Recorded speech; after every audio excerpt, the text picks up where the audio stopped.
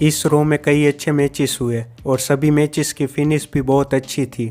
सबसे पहले मैच होता है डेमियन प्रीस्ट और सेमी ज़ेन का, जिसके एंड में सेमी ज़ेन अपने फिनिशर मारने वाले होते हैं, लेकिन जेडी मैकडाना आकर उनको डिस्ट्रैक्ट करते हैं और डेमियन प्रीस्ट उनको साउथ ऑफ हेवंस मारकर मैच जीत लेते हैं। इस मैच में डेमियन प्रीस्ट को विक्ट्री मिली, लेकिन सेमी ज़ेन डिस्ट्रैक्शन की वजह से हार गए। अगर जेडी मैकडाना नहीं आते तो सेमी ज़ेन जीत सकते थे, इसलिए ये फिनिश अच्छी थी।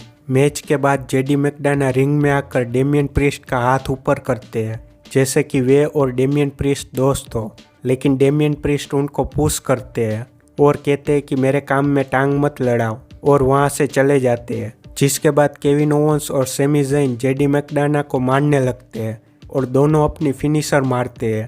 इसकी वजह से फिन बेलर और डेमियन प्रीस्ट के बीच आर्ग्यूमेंट होती है। बात ऐसी है कि डेमियन प्रीस्ट को जेडी मैकडाना की जजमेंट डे में इन्वॉल्वमेंट पसंद नहीं है और फिन बेलर जेडी मैकडाना की साइड लेते कहते हैं कि उनकी वजह से डेमियन प्रीस्ट मैच जीते हैं। बाद में रिया रिप्ली दोनों को कहते हैं कि तुम दोनों को पेबैक में टैग टाइटल्स जीतने हैं। अगर ऐसा नहीं होता तो कुछ चेंजेस होने वाले हैं। क्या इस चेंजेस का मतलब डेमियन प्रीस्ट को हटाकर जेडी मैकडाना को जजमेंट डे में शामिल करना होगा? क्योंकि जेडी मैकडाना पिछले कई हफ्तों से जजमेंट डे की हेल्प कर रहे हैं, लेकिन डेमियन प्रीस्ट को उनकी हेल्प नहीं चाहिए, जिसकी वजह से जजमेंट डे के बाकी के मेंबर्स डेमियन प्रीस्ट को फ्रैक्शन में से निकालने का फैसला कर सकते हैं। जो भी होगा वो पेबैक के बाद होगा। पेबैक की बात करें तो सेमी ज़ेन कहते हैं कि वे जजमेंट डे से मैचेस करके थक गए हैं और पेबैक के मैच के बाद ये सब खत्म हो जाएगा, जो कि अच्छा रहेगा। कब से हम यही देखे जा रहे हैं। खैर, बाद में केविन ओवेंस कहते हैं कि पेबैक में उनका match steel city street fight match होगा। देखते हैं कि वो कैसा होगा। डेमियन प्रीस्ट और सेमी ज़ेन के मैच के बाद ड्रू मैकिंटायर और मैट रिडल का फनी बैकस्टेज सेगमेंट होता है, जिसमें मैट रिडल ड्रू मैकिंटायर को मैचिंग आउटफिट्स पहनने का सुझाव देते हैं। बाद में वे दोनों अनाउंस टेबल के पास बैठकर द न्यू डे और वाइकिंग रेडर्स का मैच देखते हैं, जो कि बहुत अच्छा था। इस मैच को अच्छा खासा टाइम दिया, जिसकी वजह से दोनों टीम्स को फायदा हुआ। मैच के दौरान आइबार कोफी किंगस्टन को मैट रिडल और ड्रू मैकिंटायर पर फेंक देते हैं, जिसकी वजह से ड्रू मैकिंटायर गुस्सा होते हैं और चेयर्स उठाकर वाइकिंग रेडर्स पर फेंकते हैं, लेकिन एक चेयर गलती से एक्जेवियर वुड को लग जाती है और वाइकिंग रेडर्स कोफी किंगस्टन को फिनिशर मारकर जीत जाते हैं। अच्छा हुआ वाइकिंग रेडर्स जीते, क्योंकि कई हफ्तों से वे बस हारे ही जा रहे थे, इसलिए कोई भी उनको सीरियसली नहीं ले रहा था। लेकिन इस विक्ट्री से वाइकिंग रेडर्स ने दिखा दिया कि वे क्या कर सकते हैं। फिर बैक स्टेज पर ड्रू मैकिंटायर कोफी किंगस्टन को कहते हैं कि वो एक्सीडेंट था, उन्होंने जानबूझकर ऐसा नहीं किया, और कोफी किंगस्टन कहते हैं कि उनको पता है कि ड्रू मैकिंटायर ऐसे इंसान नहीं है जो कि जानबूझकर ऐसा करे। फिर ड्रू मैकिंटायर मैट रिडल से टीम अप करने का फैसला करते हैं वाइकिंग रेडर्स को हराने के लिए, और इन दोनों टीम्स का मैच अगले रो में होने वाला है। इस रो की हाईलाइट थी मिस का एले नाइट बनकर आना, जिसमें क्राउड एले नाइट का म्यूजिक सुनकर बहुत खुश हो जाते हैं, लेकिन जब वे मिस को देखते हैं तो उनको बहुत ज़्यादा बू किया जाता है। मिस आकर एले नाइट के सभी कैच फ्रेजेस बोलते हैं और स्टोन कोल्ड के कैच फ्रेजेस वॉट और गिव मी हेल ये भी बोलते हैं। मतलब कि मिस ऐसा दिखा रहे थे कि एले नाइट का ये इन दोनों कैच फ्रेजेस से मिलता जुलता है। और बाद में मिस कहते हैं कि एले नाइट बनना ईजी है, कोई भी एले नाइट बन सकता है, लेकिन मैं कैच फ्रेजेस नहीं बनाता। मैं आई एम ऑसम कहता हूँ, वो कैच फ्रेज नहीं है, वो सच है।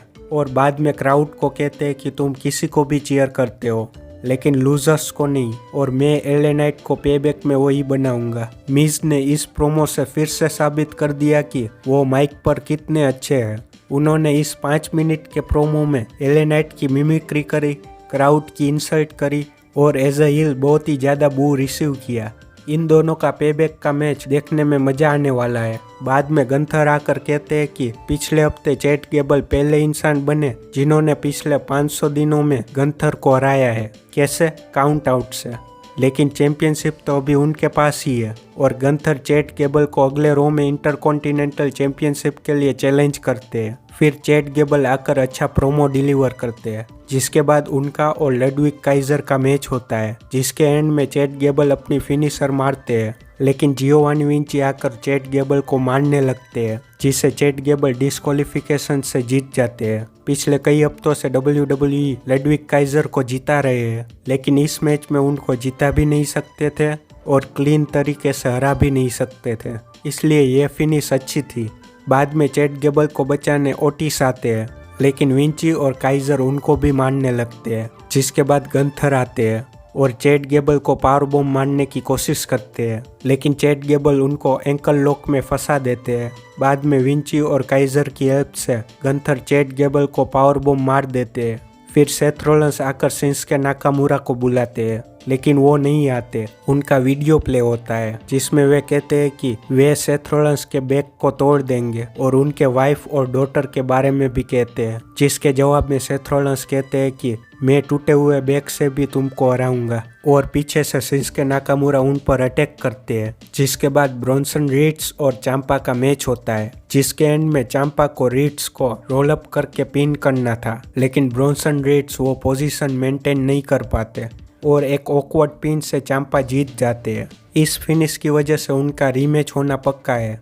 फिर रिया रिप्ली का प्रोमो होता है जिसमें वे रकेल रोड्रिगस के वीडियो के बारे में बात करते हैं और कहते हैं कि रकेल रोड्रिगस बिग, टफ और स्ट्रॉन्ग है, लेकिन वे रिया रिप्ली नहीं है। इसी बीच रकेल रोड्रिगस वहां पर आ जाते हैं और दोनों लड़ने लगते हैं, जिसमें डोमिनिक मिस्टीरियो के डिस्ट्रैक्शन के बावजूद रकेल रोड्रिगस रिया रिप्ली को मारकर भगा देते हैं। फिर मेन इवेंट में बेकी लिंच और जोई स्टार्क के बीच फॉल्स काउंट एनीवेयर मैच होता है, जिसमें कैंडो स्टिक्स, चेयर्स, टेबल्स सबका यूज होता है। ये बहुत अच्छा मैच था। इस मैच के दौरान ट्रिश स्ट्रेटस काफी ज्यादा इंटरफियर करते हैं और जब वे रिंग में स्टील चेयर्स थ्रो कर रहे थे तब गलती से एक चेयर जोई स्टार्क को लग जाती है, जिसके बाद जोई स्टार्क गलती से ट्रिश को पंच मार देते हैं, जिसकी वजह से वे टेबल पर गिर जाते हैं और बेकी लिंच जोई स्टार्क को टेबल पर मैन हैंडल मार के मैच जीत लेते हैं। इस मैच से ऐसा लगता है कि ट्रिश स्ट्रेटस और जोई स्टार्क की टीम